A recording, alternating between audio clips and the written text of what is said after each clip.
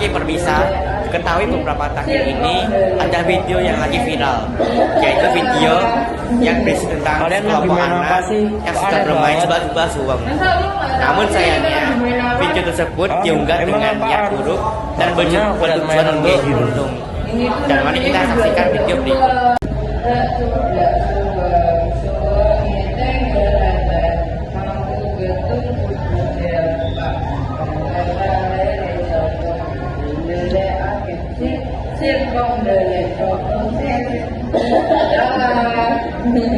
Kalian lagi main apa sih? Kok aneh banget?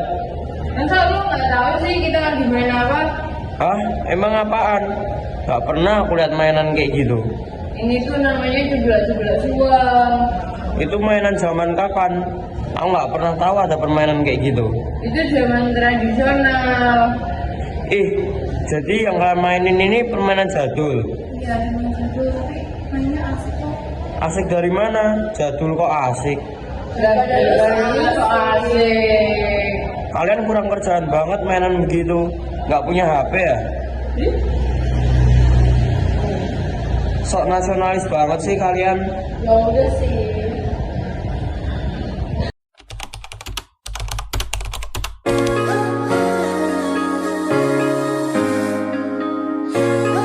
Selamat datang di podcast Berkit. Hari ini saya Dan saya Tono. kita akan membahas sebuah topik yang sangat penting, yaitu tentang keberagaman suku dan budaya di Indonesia. Khususnya kita akan membahas sebuah kasus baru-baru ini yang melibatkan seorang selebgram terkenal yang dianggap telah menjadi korban perundungan perihal permainan tradisional. Apa yang sebenarnya terjadi, mengapa ini bisa terjadi, apa dampaknya, dan bagaimana kita bisa mencegah hal serupa terjadi lagi di masa depan. Hari ini kita mengundang bintang tamu yang sedang menjadi pusat perhatian dalam kasus ini, yaitu Tika. Kita akan mendengarkan langsung dari yang bersangkutan tentang apa yang sebenarnya terjadi dan bagaimana dia merespon peristiwa ini setelah video yang diunggah oleh pihak X mendapat banyak reaksi dari publik. Halo Tika. Halo. Gimana nih? Terima kasih ya sudah datang ke podcast ini. Apa kabar? Aku baik-baik aja kok. Terima kasih ya udah mengundang aku dan aku sangat bersyukur diundang podcast ini karena aku tuh bisa bicara langsung tentang kronologi dari video yang viral di media sosial. Oke, kalau begitu mari kita mulai dengan pertanyaan yang ringan dulu. Sebenarnya awal mula kejadian itu bagaimana kok bisa sampai viral ini? Aku juga nggak tahu kenapa bisa seviral ini sih. Karena aku pikir pihak S itu cuma nanya-nanya aja ke kita tentang kita tuh lagi main apa. Aku nggak nyangka pihak S merekam kami secara diam-diam. Jadi awalnya aku sama temanku lagi iseng mainin permainan tradisional yang namanya tuh coba-coba slow. Kalian tahu kan permainan coba-coba slow? Ya, kita tahu.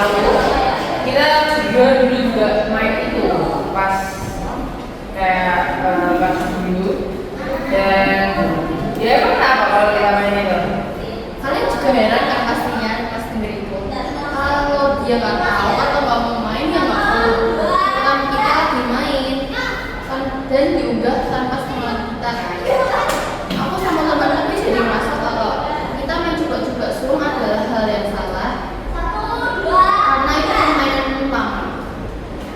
Menurut kamu, kenapa pihak X sampai berani merekam dan mengunggah video tersebut? Aku rasa yang terjadi itu karena dia nggak tahu tentang permainan yang kita mainin. Dia juga bilang sendiri kalau dia tuh nggak tahu tentang permainan kita. Jadi mungkin dia merasa aneh dengan permainan itu. Lalu yang mengunggahnya karena dia tuh rasa banyak orang juga yang nggak tahu tentang permainan itu. Dia tuh juga mau kalau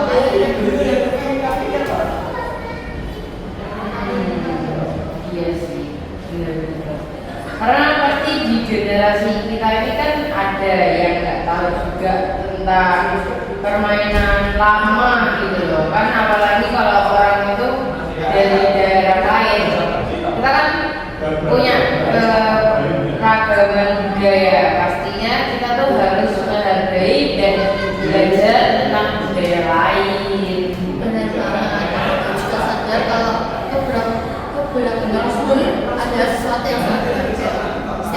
dan budaya memiliki adat istiadat, tradisi, dan nilai-nilai yang unik. Apa yang bisa anggap remeh bisa menjadi sangat penting bagi orang lain. Makanya aku kaget kalau dia mengunggah video kami. Tapi dengan adanya kejadian itu, aku jadi tahu tentang Indonesia dalam menghadapi keragaman budaya Indonesia. Setelah adanya kejadian ini, gimana sih respon orang yang tinggal dari Jawa, terutama yang tahu tentang permainan tersebut? Kalau aku orang Jawa sendiri, buat aku tuh ada dampak positif dan negatifnya. Positifnya itu aku jadi ngerti kalau orang Indonesia harus bersyukur karena punya banyak keberagaman budaya. Kan kita juga bisa belajar tentang tradisi daerah lain. Lalu dampak positif dari kejadian ini sekarang jadi banyak orang tahu tentang permainan bebas. Lalu intinya ada hikmah dari kejadian ini. Kemudian sisi negatifnya kami seperti orang Jawa yang sedang bermain karena di video itu seolah-olah kami sedang bermain permainan yang terlarang. Kenapa aku berpikir gitu? Karena merekam dan mengunggah video tanpa sepengetahuan kita, walaupun yang kena sanksi sosial itu dia sih, karena secara tidak langsung dia merundung kami, dia juga merundung salah satu kebudayaan di Indonesia. Menurut kamu apa perasaanmu pas waktu itu tiba-tiba kamu post sama dia di media sosial? Kamu kayak kaget, tertekan atau gimana? Kalau aku sendiri tuh pastinya kaget banget ya, tiba-tiba jadi viral di medsos, terus akun Instagramku, medsos lainnya tuh banyak yang di stalking orang. Jadi gitu, aku merasa kaget banget ya. Kalau gitu, apa yang kamu harapkan dari pihak X? Yang aku harapkan itu dia mau minta maaf sama kita ya, karena kesalahannya itu parah banget. Dia tuh nggak cuma melindungi kita, tapi masyarakat Indonesia juga.